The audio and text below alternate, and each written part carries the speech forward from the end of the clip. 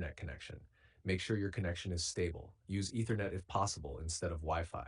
Test by browsing or running a speed test. Restart your router if connection seems unstable. Step 3. Disable VPN or proxy. VPNs and proxies can interfere with login. Turn off any VPN or proxy in your device settings. Restart the game and try logging in again. Step 4. Clear game cache data. Corrupted cache can prevent login. On PC, go to the game installation folder, cache or temp, delete contents. On mobile, clear app cache, settings, apps, Arknights, storage, clear cache. Restart the game. Step 5. Run game as administrator, PC only.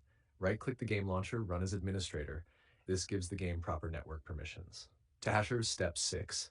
Check firewall antivirus. Windows firewall or antivirus may block login, allow Arknights Endfield through firewall, allow an app. Also add an exception in your antivirus. Step 7. Reinstall the game. If nothing works, game files may be corrupted. Uninstall the game completely. Delete leftover files in installation folder.